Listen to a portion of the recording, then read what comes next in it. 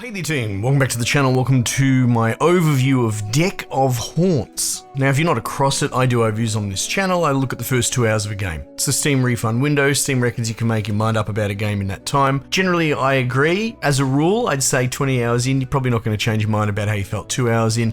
This is a broad strokes video, keep it punchy and under 10 minutes and you can make up your mind on your own. So Deck of Haunts, this is a cool little game actually. It's very understated, not to lead with a negative, but it's not very flashy around even what limited force feedback you'd expect from a game. Like I was thinking as I was playing it, it'd be like a first-person shooter that has bullet punch problems or telegraphing that your health's low. I think we've all played something like that at some point. Like you all of a sudden die, you didn't actually realize you were on 3 out of 100 health, and that's because the game didn't really telegraph the lethality of the situation very well. And aspects of this game does that as well. You'll just lose and you don't even realize that you were on 1 health for your building's heart, but we'll get to all of that. So I guess a criticism, but the other side of it is like it's not overly flashy. It just goes, yep, you died, start again. You know, they could zazz it up with some animations and all that, but there's kind of something pure about how streamlined it is.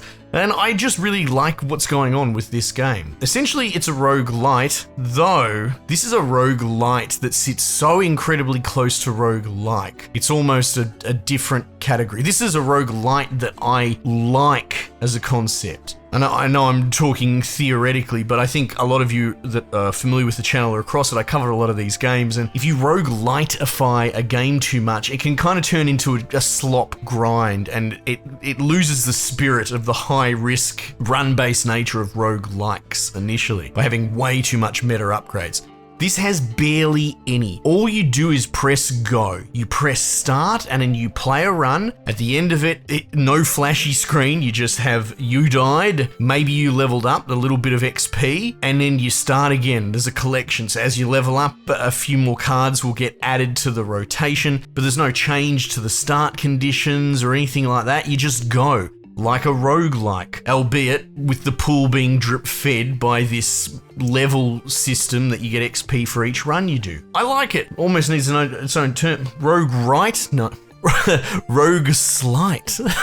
Jeez, that'd confuse things. That's slightly a roguelite. Anyway, who gives a shit about all that? Well, Scarlet does. So Deck of Haunts, you are playing as the spirit of a haunted house, right? It's very, I suppose, not even abstract, it's just not really addressed, right? You have a house in this isometric view, it's got a beating heart at the center, and your job is to use card deck building mechanics to haunt the people that come into the house, and their job, as it were, is to explore the house. Let's work from their side of the fence. What do the enemies do? Because at the beginning of a round, let's say, guys will start to trickle in. It'll be a set amount, but sometimes they have different mutators, and they could be things like they heal or they bleed. Like if you damage them one turn, they'll get damaged again the next turn. So they have buffs and negatives that you can try and leverage. But the reason for leading with this is sometimes they can call reinforcements, you know. So the rate at which dudes enter the house is all over the place. That's kind of a random element you have to contend with. But generally speaking, they come in through the front door, unless they're a pathfinder. That's another thing, that they can just enter from any room that they want, and that can really blow out your house building technique. But let's just go with the basics. They come in the front door, they go into a room,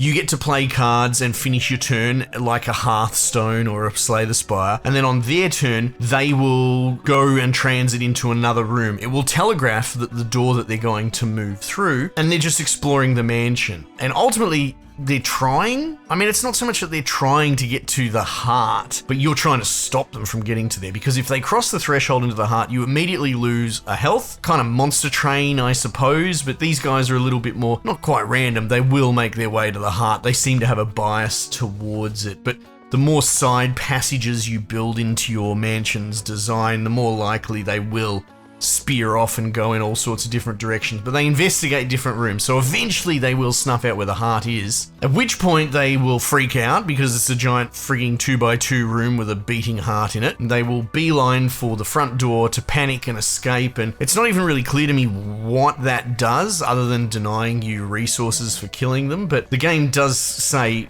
that's not good. You don't want that happening. So I can only assume that it ratchets up things like the police coming, because that's another aspect as well. They will flee for other reasons as well if they find a dead body. But generally speaking, that's how the enemy plays. How you play is that you just have this deck of cards. It's fairly set at the beginning, but between rounds you can add a card from a randomly generated stack to it, or, you know, the normal fare, upgrade, that sort of thing. But you can also add in buildings for building out the base. But let's just stay with the cards for the moment. The way that the enemy can be defeated, they have two bars. They have health and they have, I believe it's probably called sanity, right? Red and blue. And you need to kill / drive insane every dude in the house to survive a round. I mean, if they run away and call the police or whatever, at least they're out of the house and that will count as a pass. But again, the game telegraphs pretty hard that you don't want that to happen.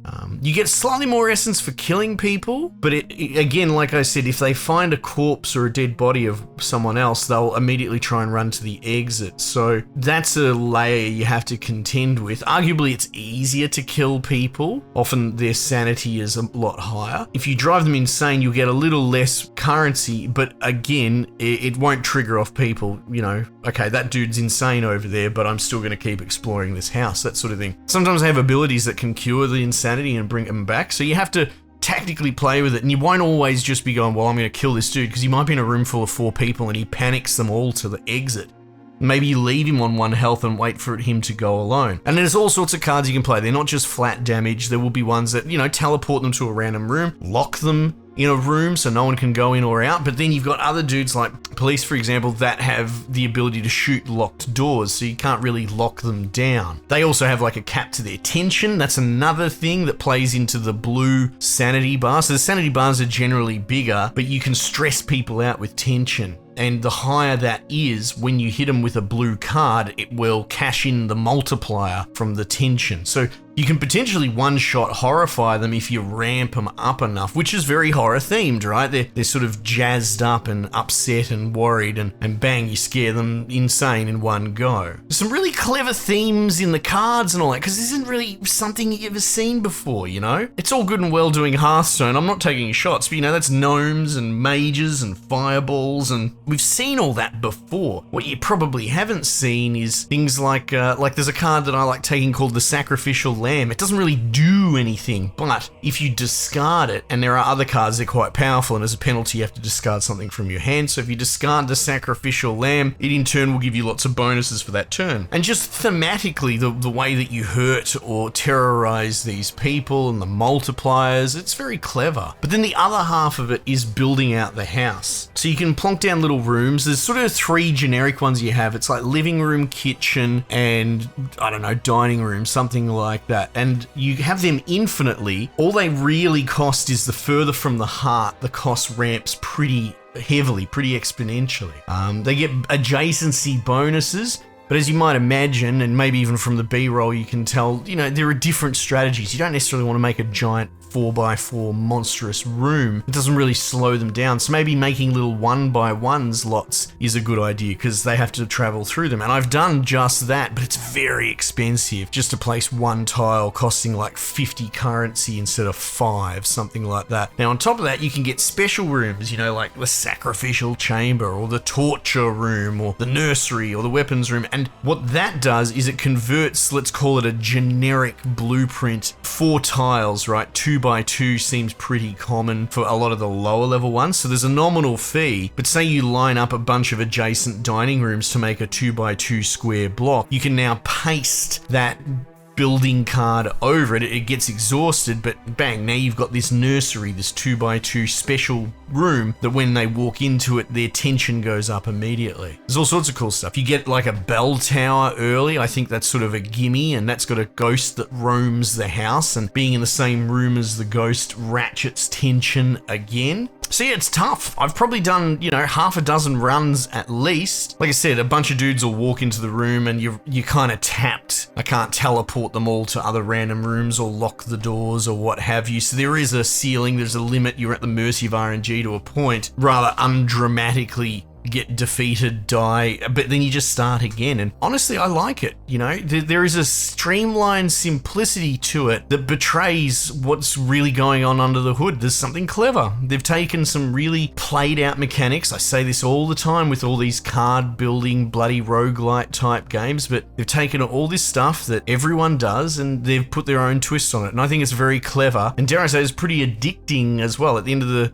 couple of hours I spent with it, I kind of wanted to just keep going out of curiosity, out of just want to enjoy the core loop. And at the end of the day, isn't that all we really ask for when it comes to games? So yeah, check it out, especially if you're an enthusiast in the space, especially if you're burnt out in the space and you want your faith restored. This is really cool. I'm glad I took the time to check it out, and I'm glad you took the time to check the video, and hopefully you're a bit more informed now. Anyway, team, I might just leave it there for the time being, and I'll catch you guys on the next one.